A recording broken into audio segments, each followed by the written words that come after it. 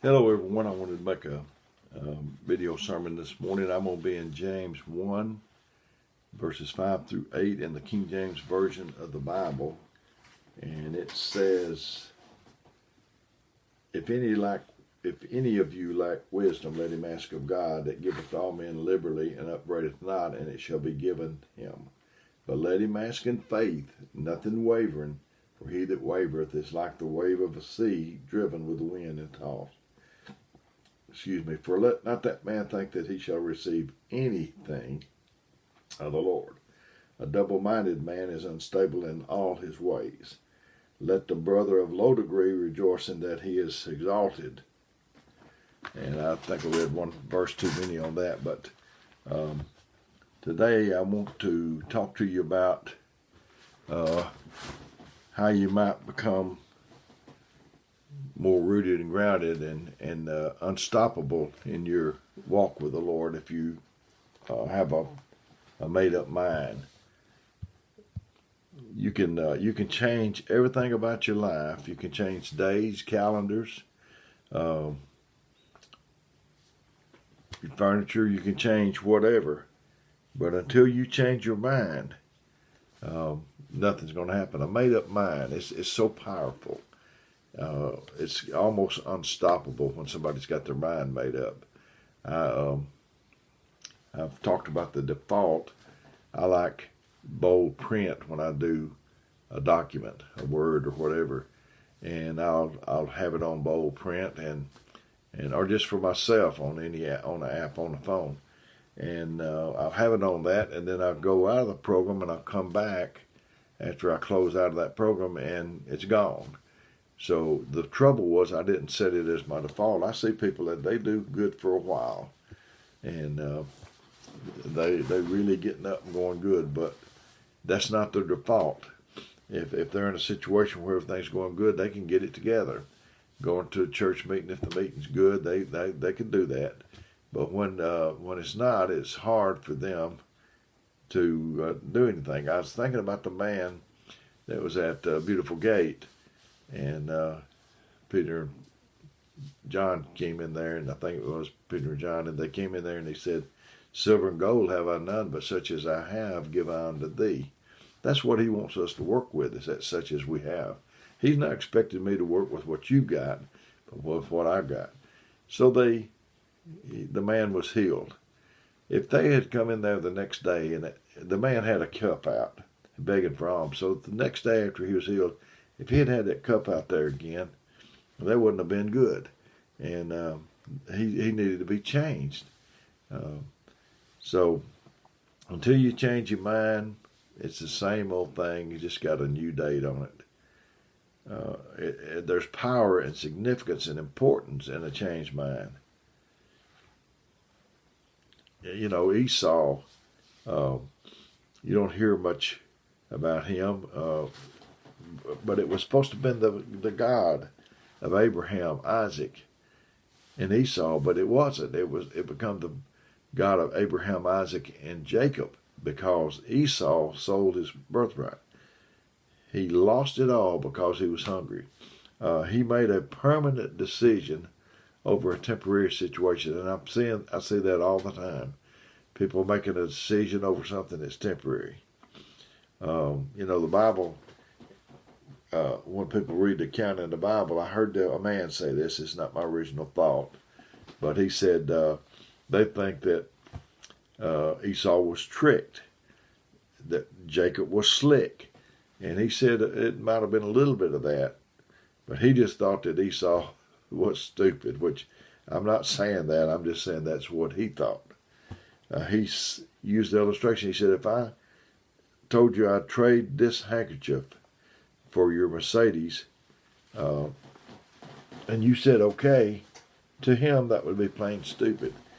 I know when my children were in school, that's not politically right, correct, or whatever, say stupid, and dumb, or that kind of stuff. So, but it would be not a good decision. And like I said, Esau allowed himself to make a permanent decision over a temporary situation. Dumb choices, dumb trades, if you allow me to say that. Like trading a car for a napkin. That's just not a good decision.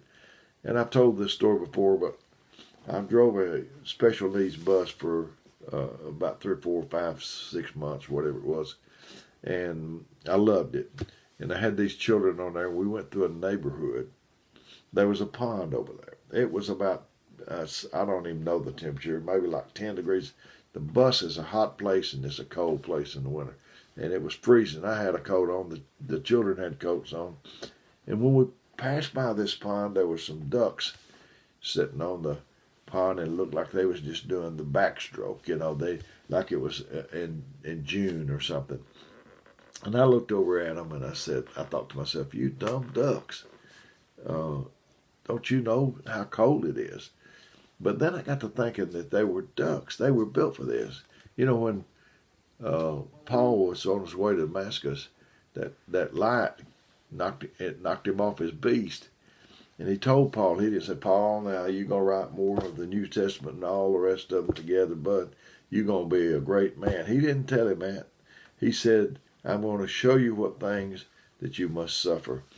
My son-in-law, he was where they went inside a duck, cut it open.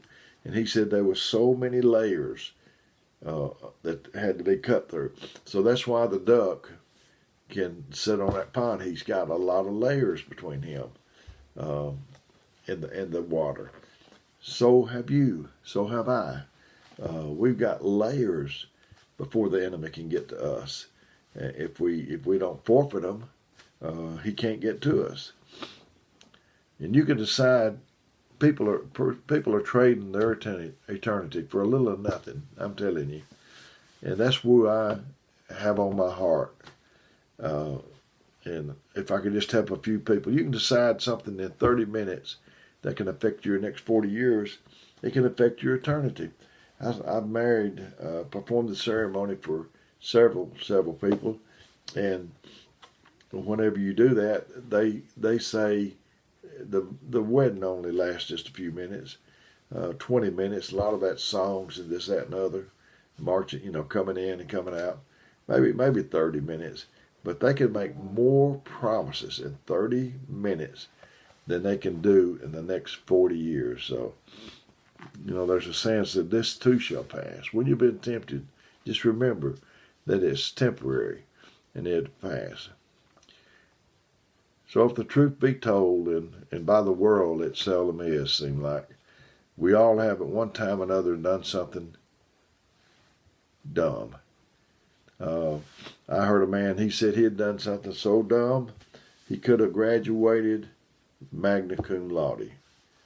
He could have graduated from dumb university with honors. So I guess it's just me and him, so pray for me. I've done some Lulus, man, I'm telling you. It's impossible to live long enough, live a long life. I'm 71. It's impossible to live this long and not have done something regrettable, dumb, or whatever you call it. There's a comedian, Bill Engvall, and he, I've seen him, and he has a skit he calls "You Can't Fix Stupid," and here's your sign and all of that. But it's we talk so freely about other people's dumbness that seemingly we have amnesia over our own. It's part of our arrogance. So just go in there. This man I heard one time, he said, just go in there and look at your family pictures. That ought to wake you up right there.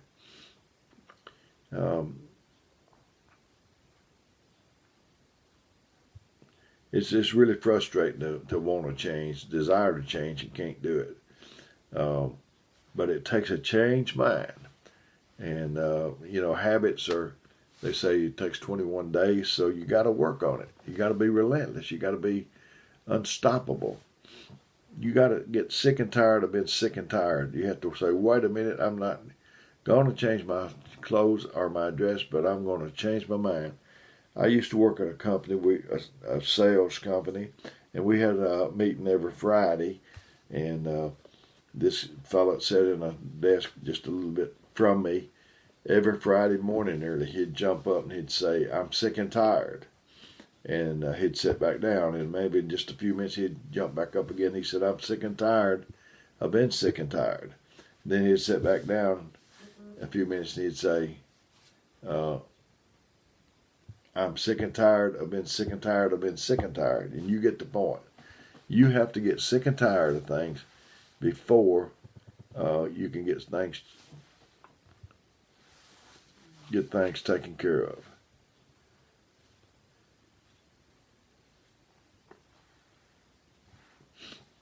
If you got an empty heart, that's a cavity that God can fill. He fills empty vessels. He don't fill full vessels. And the only difference in you and the person that's doing good, maybe somebody you admire, is the perspective that you have on life. If you're disciplined in your perspective, you'll be victorious in the outcome.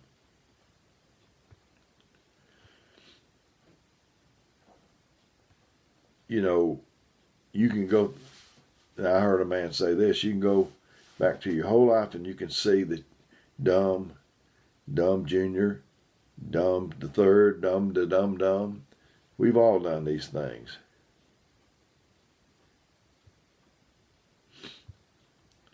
You know, repentance, that means a change of direction, a change of mind. A change that's so dramatic that it changes your behavior.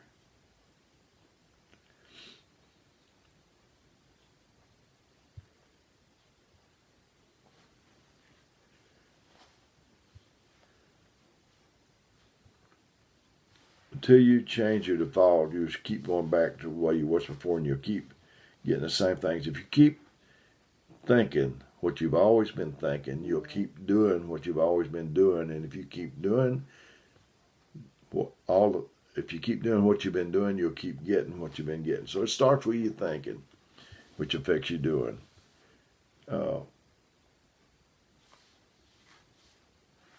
As long as you're programmed with what you can't do, what you can't be, what you can't have, you'll never do any good. You need to make up your mind, and you need to say to yourself, "I will not die like this. If I don't change, but just for the last month of my life, I'm going to change." And how do you know it's not going to be the last month of your life? You got to be relentless. You got to be consistent. There's people that's relentless for a little while, but you got to be consistent, and you got to be thankful. And that's, I think, is the formula, the recipe, the prescription to do better. So I've enjoyed getting this to you today, and I hope this has helped you. If you need me, 256-508-4410, call, leave me a message. If I don't get back to you right away, I will. It's when I can. So may God bless you is my prayer.